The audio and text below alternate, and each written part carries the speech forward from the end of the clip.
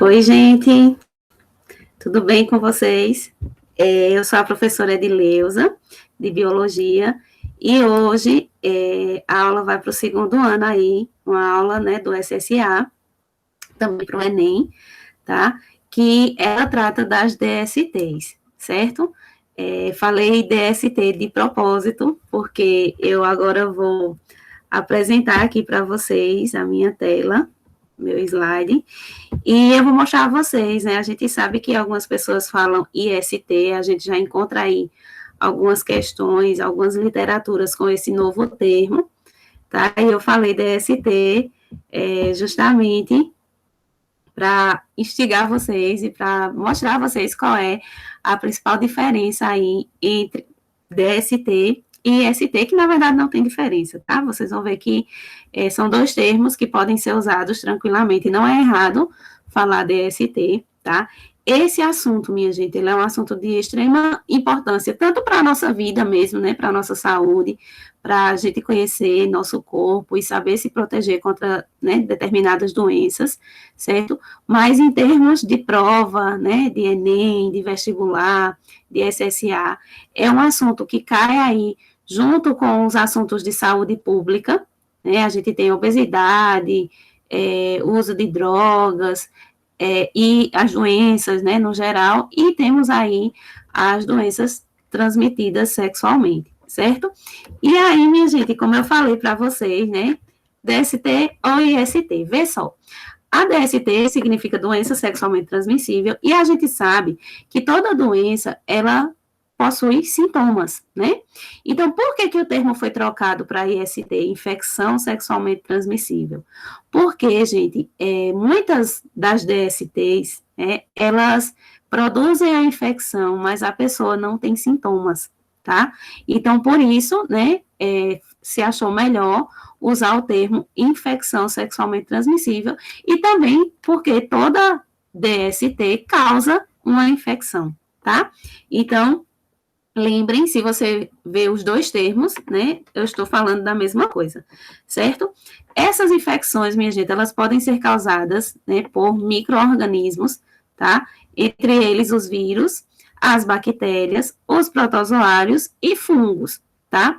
A maioria delas é causada por bactérias. Vocês vão ver aqui, eu vou falar de as seis principais para vocês, e vocês vão ver que a maioria delas é causada por bactérias, tá?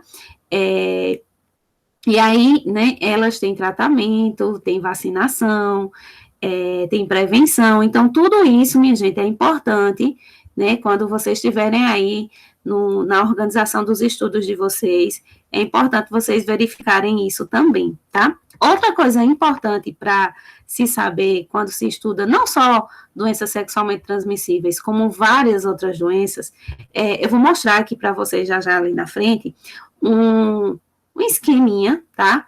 Para você conseguir dominar as doenças, né? E saber aí por onde caminhar na hora de responder uma questão, tá?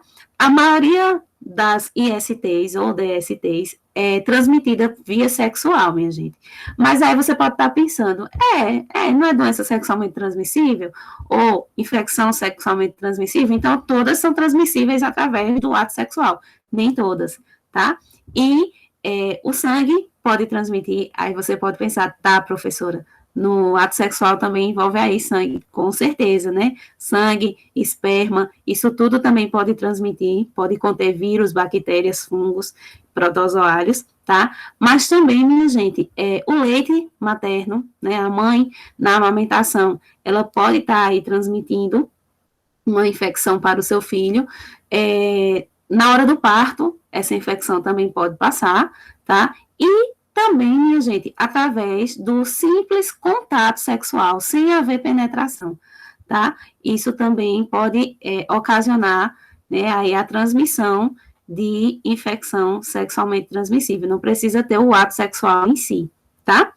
E aí, ó, como eu falei para vocês, né, a gente tem aí no Enem, por exemplo, né, na prova de Ciências da Natureza e Suas Tecnologias, o tema saúde pública, que é um tema bastante importante. A gente sabe, minha gente, que o Enem, ele é uma prova nacional que trata dos problemas nacionais, né, e a saúde pública é um problema nacional, junto aí, né, das verminoses, das doenças causadas por bactérias, a gente tem aí as infecções sexualmente transmissíveis, até porque 1 milhão de novas infecções, né, ocorrem a cada ano, e geralmente essas infecções, elas são transmitidas por jovens, né, são jovens que ficam doentes, então nada mais importante do que se falar desse assunto tão relevante, como eu disse para vocês, para a nossa própria saúde, falar, né, das ISTs, certo? Então, como eu falei para vocês, existem várias, né, mas tem 6 que são as que mais caem, tá? E aí a gente vai fazer um passeiozinho entre elas. Então, eu tenho aqui a AIDS, que é causada pelo vírus do HIV, né? Temos a HPV, tá? Que é o papilomavírus. Temos a sífilis, que é causada por bactéria. O cancro mole também, que é causado por bactéria. Clamídia e gonorreia. São as mais comuns, são as que mais caem nas questões, certo? Aí a gente tem as hepatites, né? Tem a herpes, tem a tricomoníase, que é causada por protozoários, certo? Mas as mais comuns, as que mais caem nas provas, são essas 6 que eu falei para vocês, e são as que eu vou mostrar a vocês hoje, tá? O que é que eu preciso saber, né, quando eu estou estudando a doença? É justamente essa listinha que eu coloquei aqui para vocês. A gente precisa saber do agente causador, se ele é um vírus, se ele é uma bactéria, né, se ele é um protozoário, certo? Como é que essa doença é transmitida? Como é que ocorre a transmissão? Tá, é via sexual, tá? Mas como? Certo?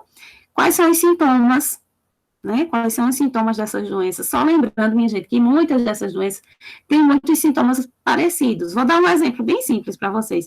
A febre é um sintoma de toda infecção, né? Então, você precisa saber daquele sintoma específico de cada doença, certo? Aí vem a prevenção, que é a profilaxia, como é que eu vou me prevenir para não ficar doente, e o tratamento, né? Então, você sabendo dessas 5 coisas aqui, você vai dominar a doença e vai arrasar na sua prova e na sua saúde. Ó, gente, então, o HIV, né, que aí é muito importante vocês sabem que o tema AIDS é um tema muito vasto, né, ele não envolve só biologia, ele envolve as outras áreas, porque, né, em geografia eu posso falar de AIDS, em química eu posso falar de AIDS, eu posso falar de AIDS em história, né, porque são fatos históricos que vêm acontecendo aí, né, a gente está vivendo uma pandemia, mas a AIDS, na verdade, é uma grande pandemia, porque todo mundo, o mundo inteiro, né, eu sei que todo mundo no mundo tem AIDS, o mundo inteiro existem pessoas com AIDS, né, e aí tem aí, né, depois dessa tecnologia toda agora para as vacinas da Covid, tá aí a vacina da AIDS sendo projetada, mas isso ainda é uma coisa futura, mas é importante a gente ficar também ligado aí nas novidades, certo? Então, minha gente, o vírus do HIV ainda hoje, ele é muito mais comum nas pessoas do sexo masculino, tá? Aqui no Brasil, a gente tem cerca de 866 mil pessoas vivendo com o HIV. Isso não significa que esse número é de pessoas com AIDS, é de pessoas soropositivas, tá? Então, é um número muito grande, muito alto, né? E aí, a gente sabe que existe conscientização e tudo mais a respeito da AIDS. Tem até o dia, né, mundial da AIDS, que é o dia 1 de dezembro. Todo mundo usa o lacinho vermelho, né, que é o dezembro vermelho. Então, assim, o agente causador da AIDS é um vírus, tá? Que é o vírus do HIV, né? Esse vírus, minha gente, ele vai lá no sistema imunológico, né? Mais especificamente nas nossas células, nos nossos leucócitos, né? Que são as nossas células de defesa, que é o linfócito CD4. É o linfócito mais poderoso dos linfócitos, né? É ele que vai organizar e comandar a resposta, né, imunológica contra o vírus. E aí, o vírus do HIV, ele é muito esperto, ele vai direto nessa célula, né? Então, ele há ali o comprometimento inteiro do sistema imunológico da pessoa, certo? O HIV, ele é um retrovírus, tá? Um vírus de dupla cadeia, né, de RNA, e a prevenção é feita, primeiramente, e unicamente com o uso do preservativo, tá? Também, minha gente, tem a questão aí dos descartáveis, né? Agulha, seringa, as luvas, o material de quem, né? De quem faz tatuagem, tá? De quem manuseia sangue, né? No geral, certo? Também falando em sangue, né? A questão da transfusão sanguínea também envolve aí esse cuidado. Hoje em dia, os bancos de sangue, eles têm todo um processo aí para coletar sangue. É muito raro alguém se contaminar porque doou ou porque recebeu sangue, mas, né, é um tipo de prevenção também ter esse cuidado aí, tá? E aí, minha gente, para terminar a AIDS, é isso, né? Vocês, quando estiverem vendo aí, vejam a questão, né, das regiões do mundo onde existem mais pessoas com AIDS, né? E esse processo aí dessa questão dessa vacina, que é uma coisa, é uma novidade, né? Esperamos que daqui a uns anos essa vacina seja aí administrada. Falando em vacina, a gente tem aqui, né, o HPV, ou papilomavírus humano, que é uma doença transmitida por vírus, tá? Que é da mesma família do HIV, certo? Porém, existe aí uma vacina do HPV, né? Mas, minha gente, presta atenção, são 150 tipos de HPV, tá? O que é que acontece? Basicamente, uma pessoa que começa a sua vida sexual sem preservativo e sem a vacina do HPV, basicamente essa pessoa vai ter HPV. Nem vai saber, porque muitas vezes os sintomas não aparecem, como eu falei para vocês, né? Às vezes a pessoa tem a infecção, tem o vírus, tem a bactéria, mas não tem sintoma, certo? Existem 4 tipos de HPV que causam, né, lesões e problemas mais sérios, como no caso o câncer do colo uterino ou o câncer de pênis nos homens, certo? Tem o HPV 6 e o HPV 11, esses aí são responsáveis pela formação das verruguinhas. Vocês estão vendo o meu vírus aqui, o HPV, cheio de verruguinha. E aí, gente, esses sintomas, raramente essas verrugas vão se transformar em câncer, certo? Mas não tem cura, tá? Depois que a pessoa fica contaminada, ela vai ser portadora do vírus para sempre, tá? E aí tem o HPV 16, o HPV 18, esses aí são responsáveis por cerca de 70% dos cânceres de colo de útero e de câncer de pênis, como eu falei para vocês, certo? Então, assim, existem exames para saber, né, se a pessoa tem o HPV. No caso das mulheres, é o exame chamado de Papa Nicolau, que é o exame de colo do útero, né? É um exame preventivo. E a prevenção, minha gente, é feita com a vacina, tá? Essa é uma doença causada por vírus que tem vacina.